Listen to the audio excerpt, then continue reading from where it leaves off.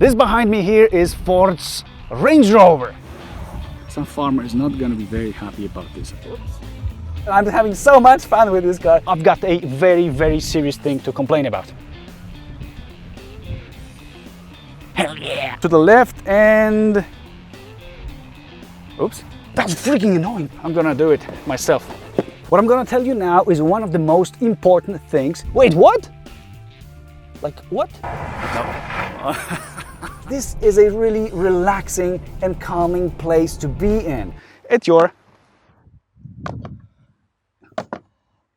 This behind me here is Ford's Range Rover.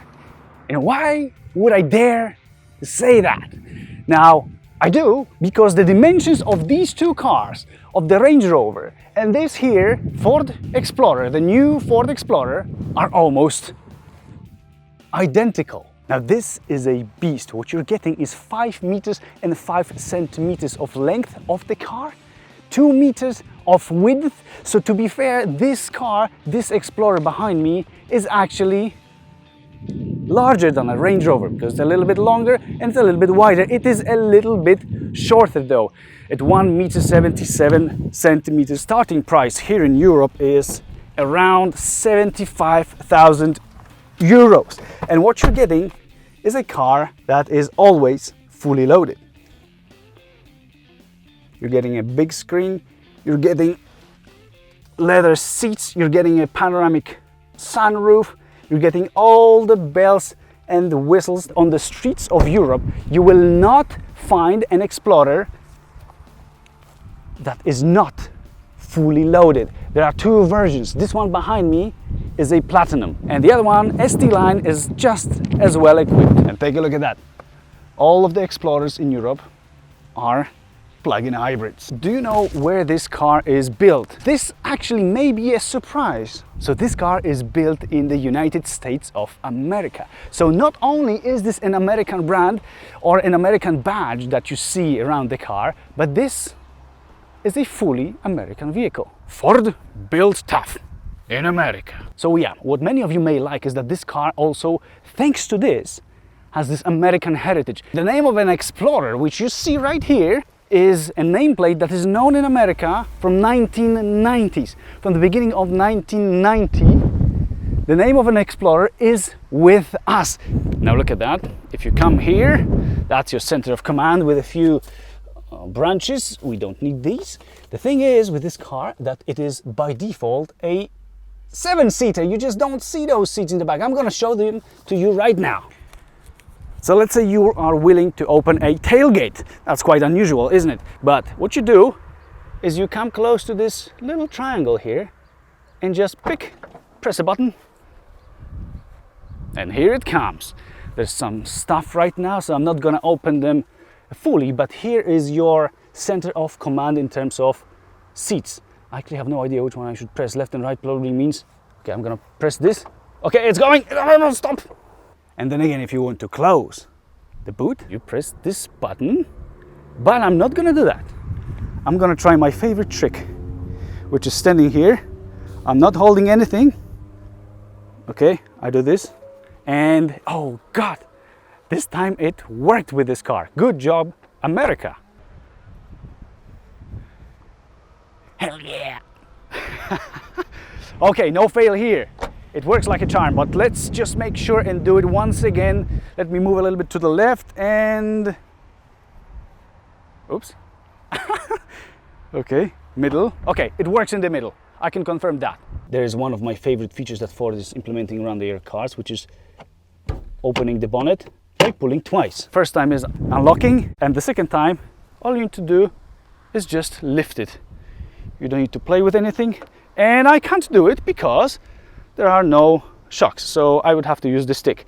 But my other hand is not available right now because holding the camera, so I am unable to keep the bonnet up. The orange cables that you see, they need to be marked in this way because these are high voltage cables. This is a hybrid. It is a plug-in hybrid, and in Europe what you have, or rather what you have available to you, is only plug-in hybrids. So this car has a 3.0 liter V6 engine with 357 horsepower and the electric engine. So in total you've got 457 horsepower at your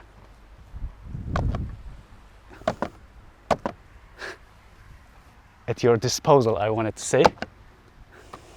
Come on, man. Okay, I'm not surprised by this, but because I saw somebody from Germany already having issues with clothing this. So that guy, I'm paying all the respects, said that you need to use the force, so I'm gonna do that.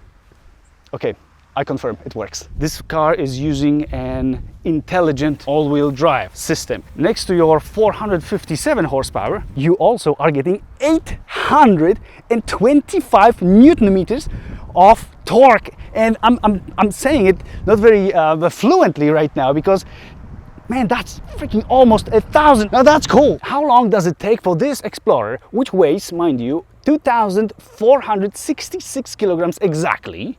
So let's count it as 2.5 tons. How quickly does it do 0 to 100 kilometers per hour? What do you think? You guess it. Or 0 to 60 or 62 miles per hour. You guess it and tell me. This Explorer does 0 to 100 kilometers per hour in 6.0 seconds. Listen, the whine of those turbochargers is just so awesome. It's really cool. I really enjoy listening to this V6 engine. It's really, really, really nice. Keep in mind that this weighs 2.5 tons. And that's bloody a lot. So you might be wondering why. Like, how is it possible that such a heavy car can do it so quickly? The thing is that what you're getting is this. You're getting a 10-speed automatic gearbox, so that is not bad. But with such a wide choice of gears to go through, I suggest that you leave choosing the right gear to the car anyway. And obviously you've got the manual mode, which can be helpful if you want to overtake, but in a long run you just have so many gears to go through that I don't think it makes a lot of sense to use the manual mode. Anyway, if you want, you can have it, you press this button, or you can also activate the manual mode with those paddle shifters because you've got them. Just the thing is, which I found out, that if you activate the mode with paddle shifters and you don't do anything after that, the car will switch back to the automatic mode. If you want it to stay in manual, you gotta press this thing. Oh man, that's the real deal here. It's on now, I guess. Yeah, it is. I think just with this transmission, it's worth to say that during kickdown, you can very clearly see that it's changing gears. I think it could have been done a little bit more smoothly. I hope it's just a software thing that could be further upgraded. It's not bad, it's not something that's wrong, but I know I've seen cars that would just behave more smoothly in terms of kickdowns. I know it has 10 gears. Maybe that's why it's got a lot of stuff to go through. Perhaps that is the reason. This is auto hold. What this does, it's holding the brakes for you so that you, while being stopped, you don't have to keep your foot on the brake for the car not to move. It automatically stays with that brake on. So when you want to release the park brake, all you do, you just touch the accelerator, or you just simply start by pushing the accelerator. You don't need to do anything. You don't need to touch that button again. You just keep going. And once you turn this on, it stays on until you turn the car off. The fuel tank is 68.4 liters. And the capacity of the battery is 13.6 kilowatt hours. And that translates into around, let's say, 600 kilometers of range together.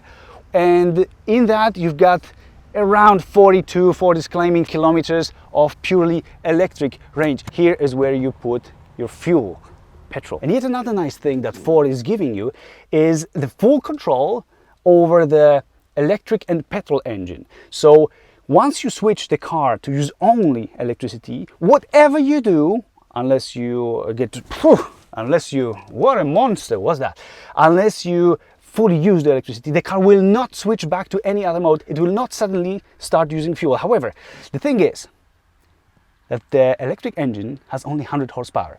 And once I put it in this 100 horsepower mode and try to accelerate hard, imagine what happens. The thing is that when that nothing happens and you actually need more power, the car is telling you on the display in front of you, right there, that the engine is off And if you want to turn it on, you have to press OK, which is this button. You press this and it automatically engages the engine and you are free to go with your 457 horsepower. And yes, you are probably wondering if that electric range is actually real. I had the same concerns, and I must tell you that I think you should not expect it to reach those 42 kilometers. I would say expect mid-30s if you don't drive very harshly, if you don't use that much power. If you are in the city, I think that could be manageable, mid-30s. I think you should assume that. If you are asking yourself, is the Explorer pretty? Let me answer that for you instead. It is big, but seriously, if a thing as ugly as an Audi Q7 or a Q8 can sell, then I would say that this should win many people's hearts. And it actually did, and it still does in America. If you would actually ask me if I do like the design of an Explorer, I would say yes.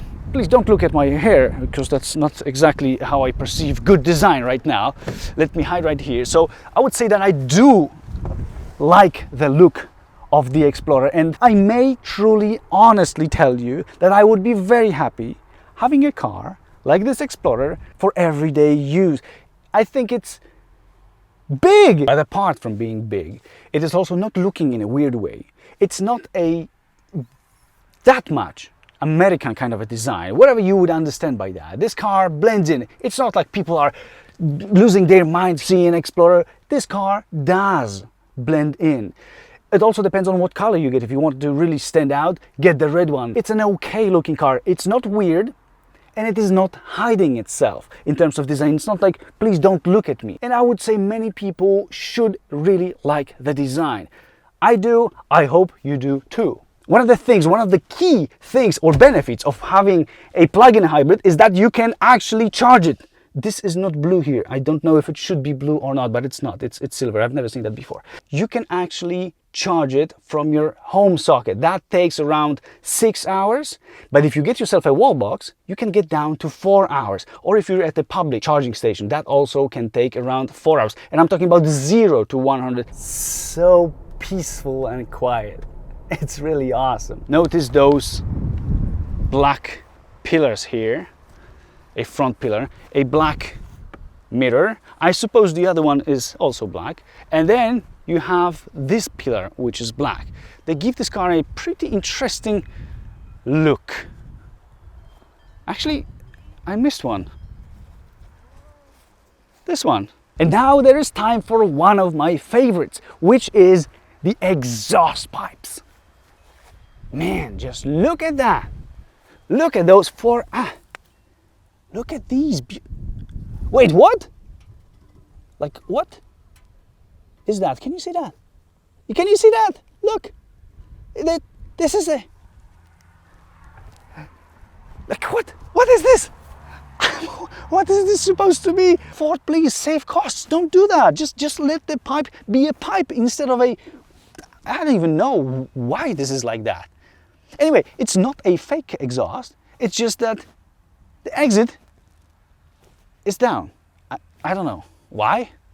Maybe you know. If you know, please let me know, because I've got no bloody clue. When you open the door, this is what's greeting you. Explorer, and it's reminding you why you don't have Explorer on your bonnet, because this is the Platinum.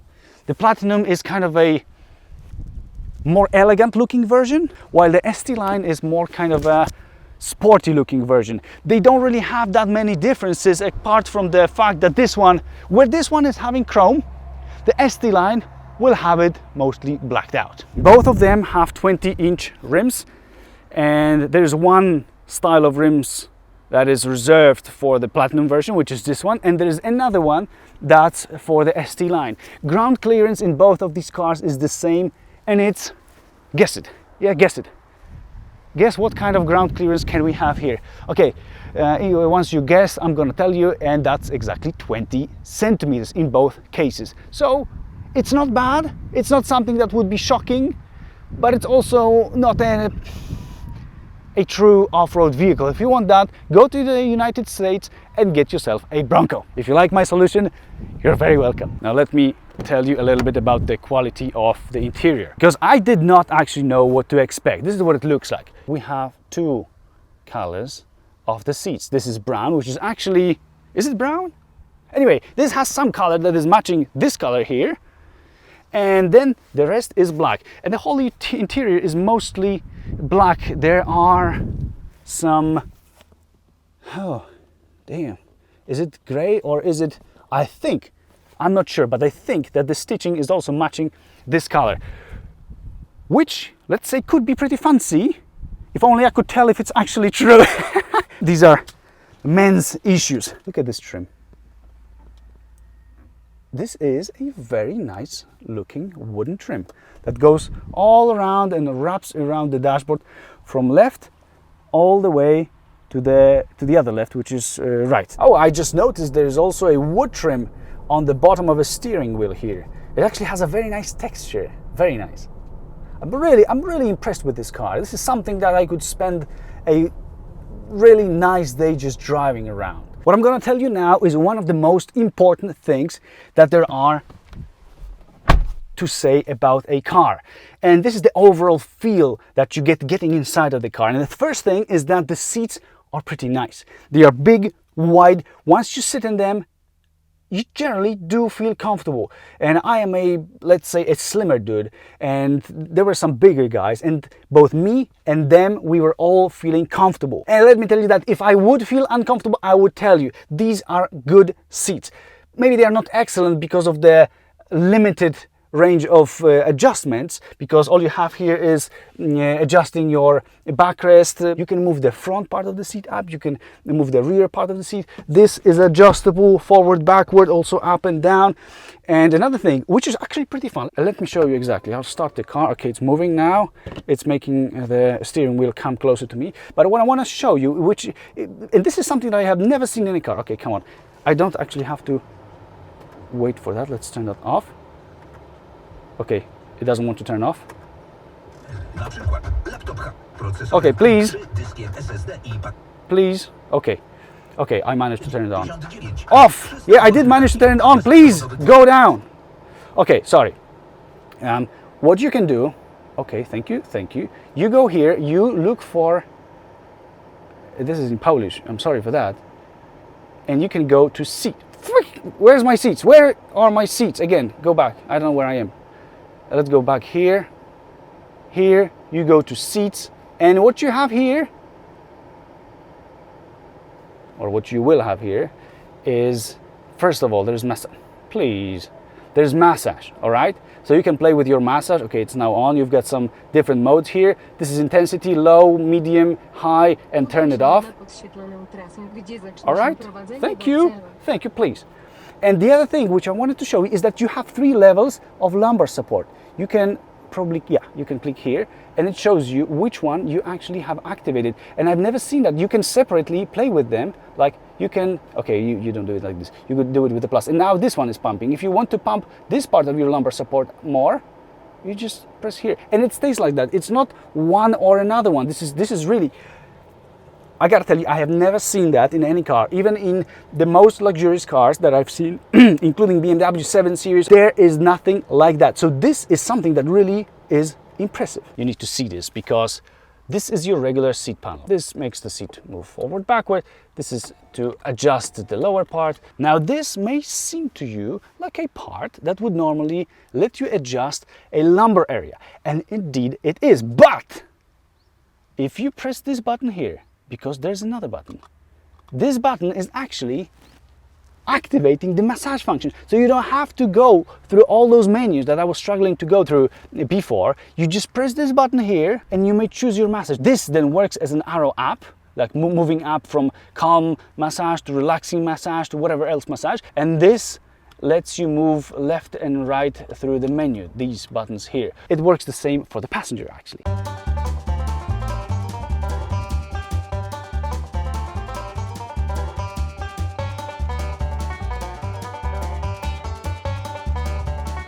And getting back to an overall feel that you get in this car, it is plush. which means it's nice.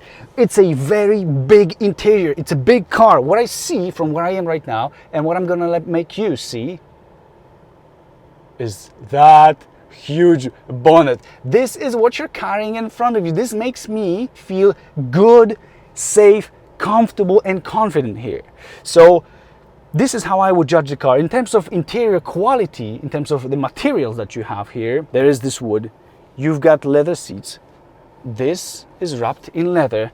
The plastics are nice. You've got leather here, you've got leather there. This is not covered with leather, but generally is not. In terms of doors, this is metal, this is metal. You've got this beautiful cover of a speaker. This really looks nice. And it's also made of metal. So I can't really say that I'm finding anything here not being of high quality materials. It really feels nice. That's my conclusion here. With this car, you just don't feel that there's anything that can stop you. It's big. I can see the bonnet. I really like it when I can see the bonnet from where I'm sitting. Long, mighty bonnet in front of me. And I really like that. So there's this B&O sound system, which actually rocks the system because it has 980 watts.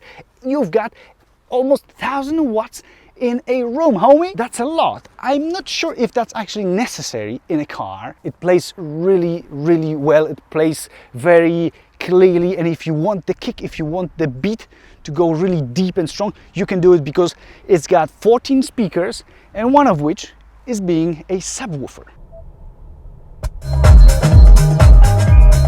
This Explorer has one feature, one additional thing that I believe is one of the best inventions in the automotive industry of the recent years. And I'm talking about adaptive cruise control, which, thanks to the radar that is mounted here and the camera that's mounted there, not only keeps the distance between you and the cars or whatever is there in front of you, because this car will automatically stop once a vehicle in front of you stops, and it will start off once that vehicle starts off, and you don't have to do anything as long as the stop does not exceed 3 seconds. If it exceeds 3 seconds, you need to touch the accelerator or you need to press a button on a steering wheel.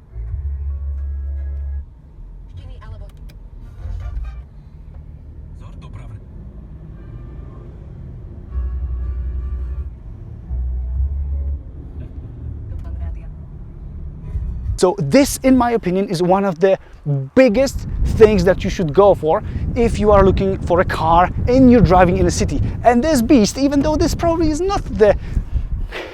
Actually, why not? Why not to drive the beast in a city, right? But this is a thing that you really want to have, and you do have it here in this car. You are setting it using these buttons here. This car has a rather interesting suspension. It's interesting because I cannot really identify whether I should call it stiff or should I call it soft. Well, I know that the difference is very significant, and it seems, I mean, it should seem obvious, but it's not somehow. So this is a big and heavy car. I believe that this all weight makes the Explorer move in this smooth and kind of soft way. It behaves as a whole, if you can understand, if you know what I mean. As a whole, it behaves as a soft car, almost as if it had air suspension. But then, when you encounter, when you run through some little potholes, like I am right now, some little tiny bits of asphalt that are uneven, you feel pretty much a lot. And I was expecting that would not be the case, that this car with its all weight, with huge wheels, with American heritage, being a car to just cover lots of distances, I would not feel anything, and I do. And I am wondering whether this is because Ford tuned this car for Europe, because on the other hand, the body roll is really minimal. And this indicates that they've done something with suspension to actually stiffen it so that we, Europeans, actually do enjoy driving it more. Do we?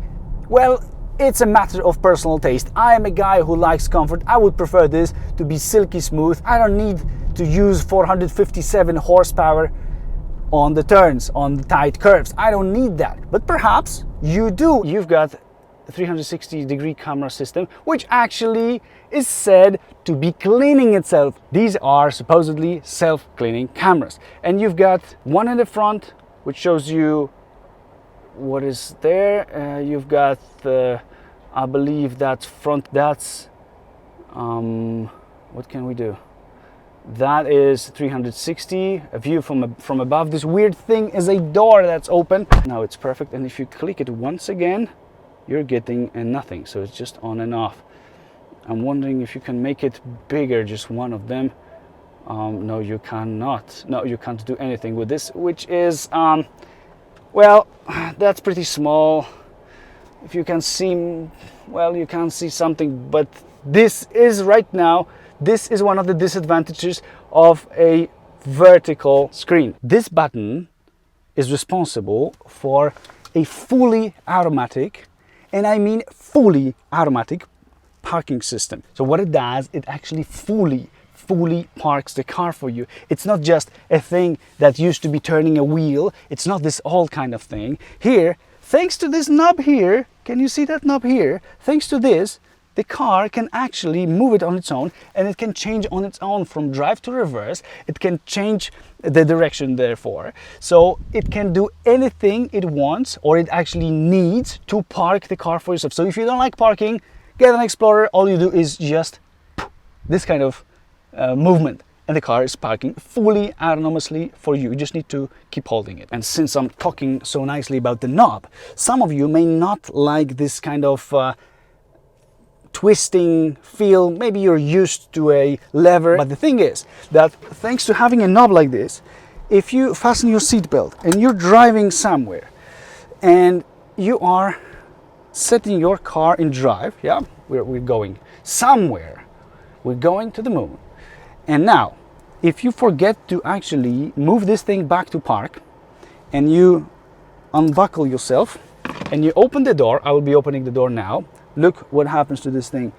I want to make sure that you see it well. I'm opening the door now and I'm running away. Yeah, and I'm running away. The car saved my butt potentially. It automatically changes back to parking wherever you are. This is a brilliant safety feature, and I saw this being introduced in a Kuga this year as well, in 2020.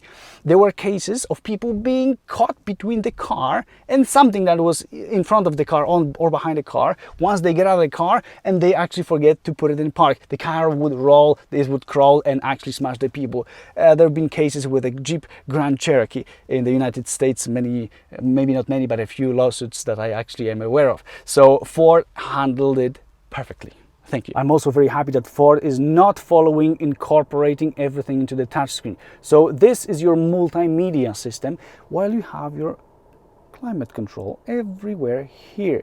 You've got heating and cooling seats. This is your heated windscreen, and this is your heated steering wheel. Also, you can control your radio, the volume here, and tuning, all from this area. As for steering, yes, it is a little bit lighter. I think that's how it should be. You've got huge wheels, you've got 20-inch rims. I must say, I'm very happy. I seem always happy with Ford's steering, and this one is no different. It's just enjoyable. The car does what you want it to do. The thing is that probably you would expect this car to first roll and then turn. When you want this car to turn, you turn your steering wheel and the car turns.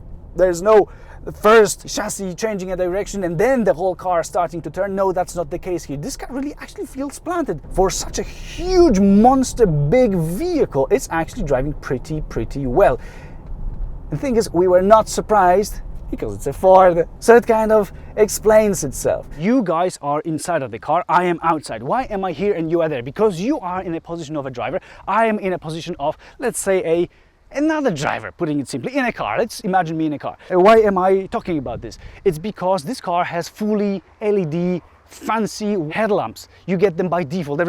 Every Explorer in Europe will have them. What these do, for example, is they can operate with a high beam automatically by default. So you don't have to travel yourself and you don't have to bother using the lever. The car, thanks to a camera, will detect the vehicles around this Explorer in front of it, and it will either turn the high beam on or to turn it off. You can do it yourself, but the car by default will do it for you. Now this is something that really makes a difference in everyday driving. I'm very glad they put it here.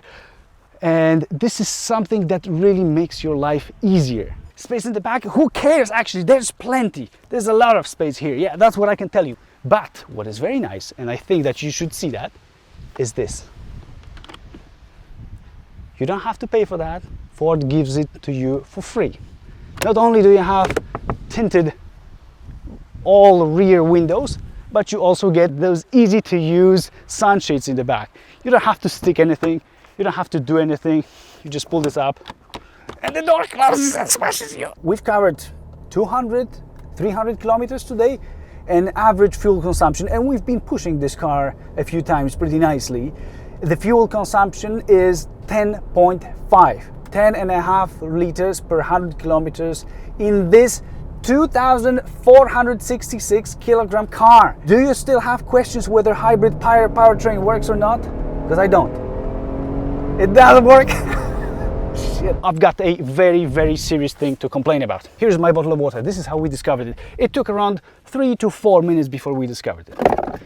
There's plenty of space. But the thing is, if you're driving this car, remember, it has almost 1,000 Newton meters and it has 457 horsepower. So if you accelerate, what happens? This. Then if you slow down, this.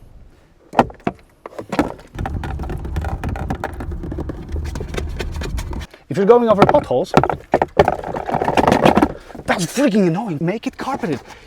Ford could do it in Focus. Why didn't they do it here? Good news is that I can actually do it myself. I can stick something, but this is a small thing. Just let's take a little piece of carpet. Yeah, I'm gonna do it. I haven't been studying for years. Do not use it now.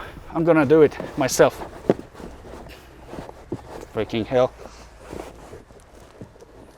Well, maybe it's not perfect, but well, it doesn't fit, but at least there's no noise now. Now, welcome to a new episode of me trying to kill a fly that's inside here. Ah! That was a almost successful revenge. Anyway, this car has full 5 stars in Euro NCAP crash tests. So it is safe for you, but listen, with this weight, with the height of this car, it can really be dangerous to others. This could make you feel good if you own an Explorer, but for others it's a threat. This car is therefore equipped with a pre-collision assist system, which is automatically braking if it detects that there may be a collision, that the collision is likely to happen. And it will brake as hard as possible to save you from hitting anybody else. You're getting that by default. What you even get is you are getting a knee airbag for the passenger and a knee airbag for the driver. This, ladies and gentlemen, is the fly that has been attacking me all that time. Ah, okay, I'm not gonna win this battle, but what I wanted to show you is that here is your spot for charging your phone wirelessly, if it supports wireless charging. If it doesn't, like mine, because mine doesn't, you can put it here. And listen to me very carefully now. This is the first time that I see a spot for a smartphone in a new car. So thank you, Ford, for letting me put my phone in a right place instead of a cup holder. You see this thing? There's one more there in the back, up there, and there's one more right above the driver. These are microphones that listen to what's going on in the car so that your president knows what you're doing. Of course, I'm kidding. No, these are microphones that only listen to what kind of noise gets inside of the car. Spies.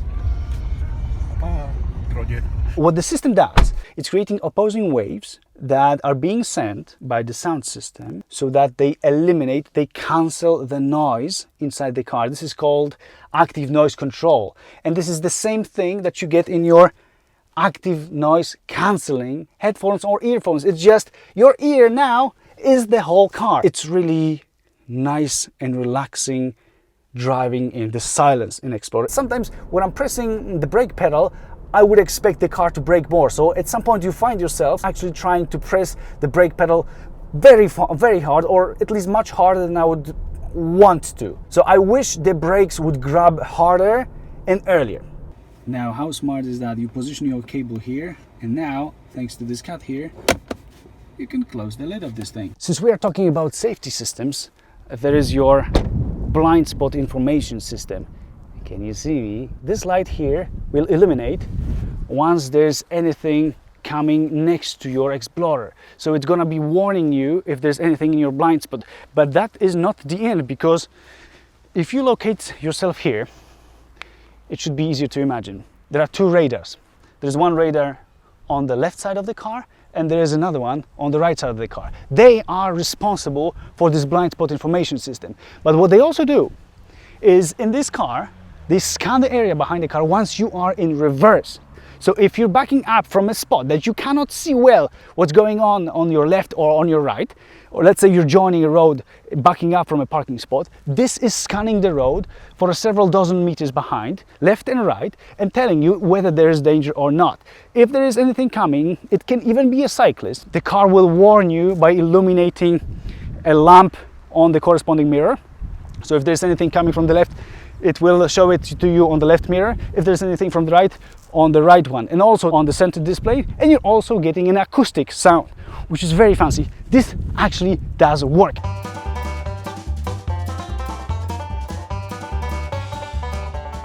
Now, since it's an American vehicle, this is responsible for adjusting your steering wheel up, down, closer to you and further away from you. This one though is 12.3, and it's changing when you change the modes that you're driving. It looks like that: normal, eco, sport, and this is for hauling, towing. Eco, again normal, and slippery, off-road, and deep snow and sand. The thing is that if I'm turning the wheel that way, the things are turning the other way. It's as if I've been moving these icons around and not the other way. Somehow, I don't know why, I don't know if it's something wrong with me, but I feel like it's the opposite. I want to turn it left and it turns right. I almost forgot about one of the most important tests. Take a look at that. My test starts right now. Whether this can slide, I think it can slide because I can see the arrows here. Yeah, and now there's no gap between the pillar and the sunshade that sun could use to actually blind me. This is a great invention. I'm happy that it's here. It may not be as comfortable in terms of smooth, silky ride as a Rolls-Royce Cullinan or even a Range Rover. It may not be as quick as a BMW X6M or a Porsche Cayenne Turbo, but it has one thing that all these cars lack, that they don't have and they cannot have. And it's the American heritage. With this big, relaxing, rather smooth in terms of suspension car, with an relaxing and calming interior, and especially when you put it into electric mode and you move in complete silence, this is a really relaxing and calming place to be in. But when you want to have some fun, the performance is there. 457 horsepower, that's what I'm the most excited about. I gotta tell you that I'm having so much fun with this car. It's big and it's powerful, that's what I like. I hope you enjoyed this car as much as I did, and see you next time.